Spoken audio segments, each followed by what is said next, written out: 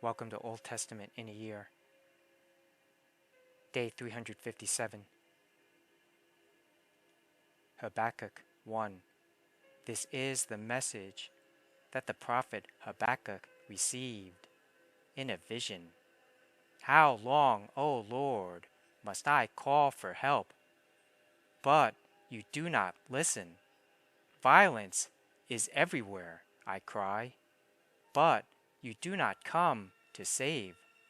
Must I forever see these evil deeds? Why must I watch all this misery? Wherever I look, I see destruction and violence. I am surrounded by people who love to argue and fight. The law has become paralyzed, and there is no justice in the courts. The wicked far outnumber the righteous, so that justice has become perverted. The Lord replied, Look around at the nations, look and be amazed, for I am doing something in your own day, something you wouldn't believe, even if someone told you about it. I am raising up the Babylonians, a cruel and violent people. They will march across the world and conquer other lands. They are notorious for their cruelty and do whatever they like. Their horses are swifter than cheetahs and fiercer than wolves at dusk. Their charioteers charge from far away. Like eagles, they swoop down to devour their prey. On they come, all bent on violence. Their hordes advance like a desert wind, sweeping captives ahead of them like sand. They scoff at kings and princes, and scorn all their fortresses. They simply pile ramps of earth against their walls and capture them. They sweep past like the wind and are gone. But they are deeply guilty, for their own strength is their God. O Lord, my God, my Holy One, you who are eternal, surely you do not plan to wipe us out. O Lord, our rock, you have sent these Babylonians to correct us, to punish us for our many sins. But you are pure and cannot stand the sight of evil. Will you wink at their treachery? Should you be silent while the wicked swallow up people more righteous than they? Are we only fish to be caught and killed? Are we only sea creatures that have no leader? Must we be strung up on their hooks and caught in their nets while they rejoice and celebrate? Then they will worship their nets and burn incense in front of them. These nets are the gods who have made us rich, they will claim. Will you let them get away with this forever? Will they succeed forever in their heartless conquests? Habakkuk 2. I will climb up to my watchtower and stand at my guard posts. There I will wait to see what the Lord says and how he will answer my complaint. Then the Lord said to me, Write my answer plainly on tablets, so that a runner can carry the correct message to others. This vision is for a future time. It describes the end, and it will be fulfilled. If it seems slow in coming, wait patiently, for it will surely take place. It will not be delayed. Look at the proud. They trust in themselves, and their lives are crooked. But the righteous will live by their faithfulness to God. Wealth is treacherous, and the arrogant are never at rest. They open their mouths as wide as the grave, and like death, they are never satisfied. In their greed, they have gathered up many nations and swallowed many peoples. But soon their captives will taunt them.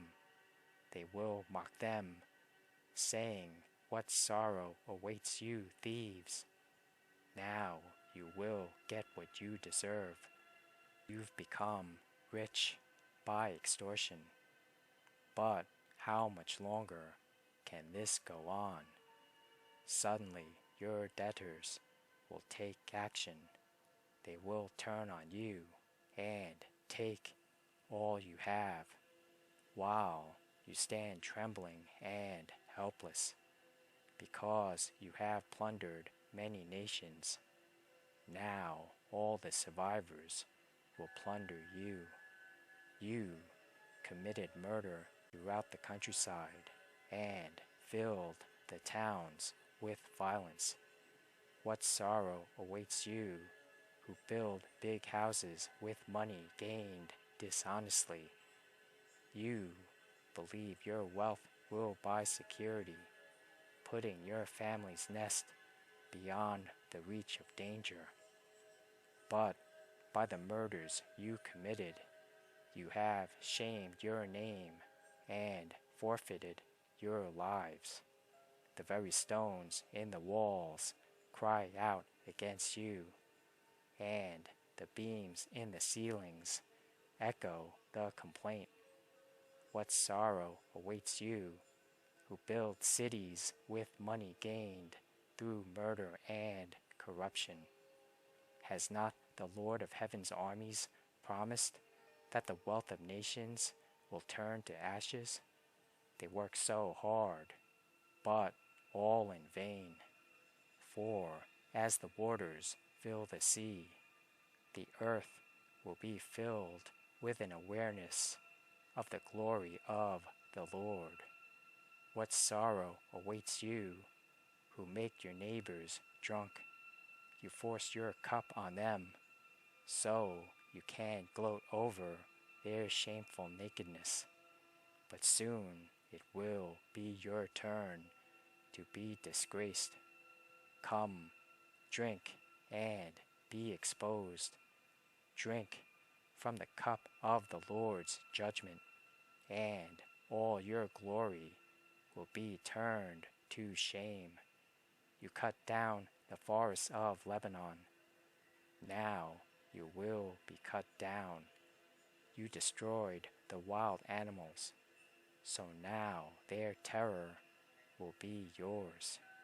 You committed murder throughout the countryside and filled the towns with violence. What good is an idol carved by man, or a cast image that deceives you?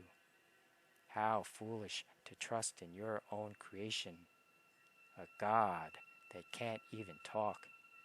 What sorrow awaits you who say to wooden idols, "Wake up and save us." To speechless stone images, you say, "Rise up and teach us." Can an idol tell you what to do? They may be overlaid with gold and silver, but they are lifeless inside. But the Lord is in his holy temple. Let all the earth be silent before him.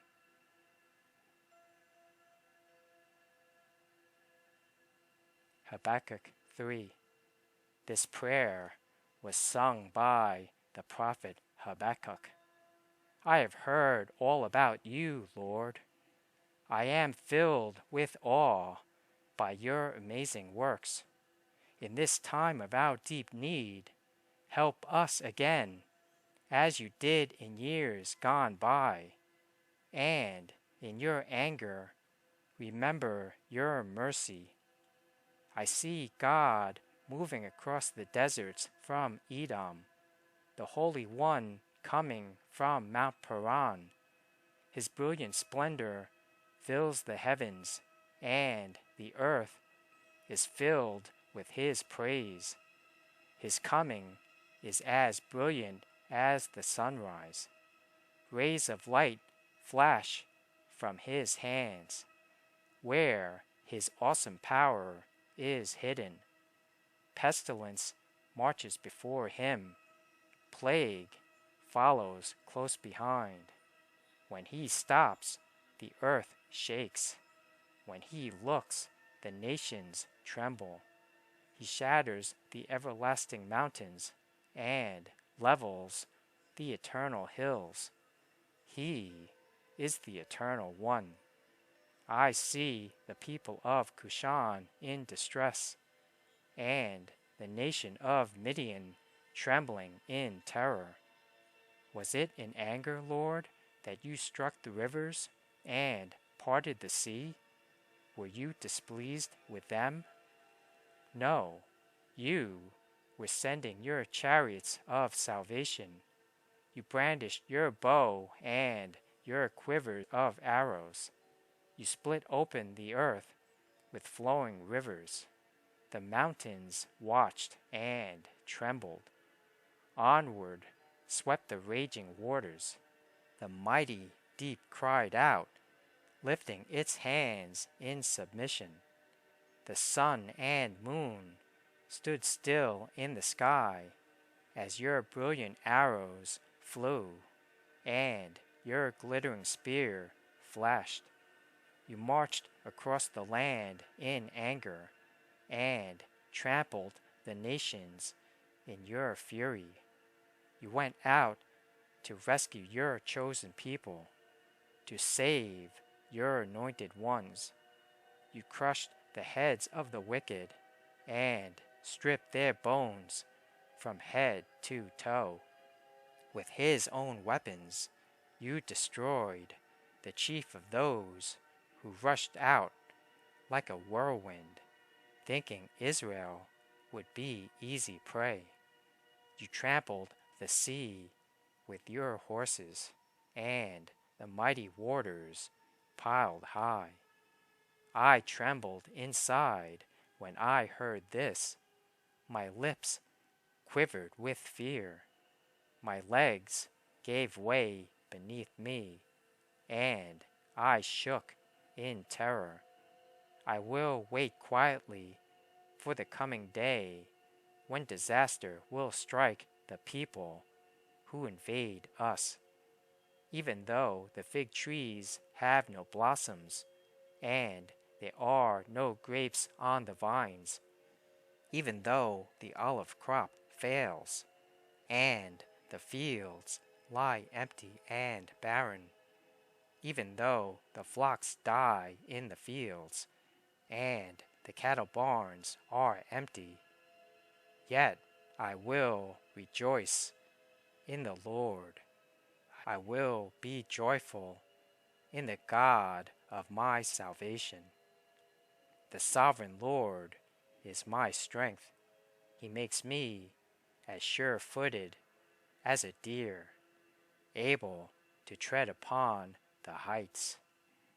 For the choir director, this prayer is to be accompanied by stringed instruments.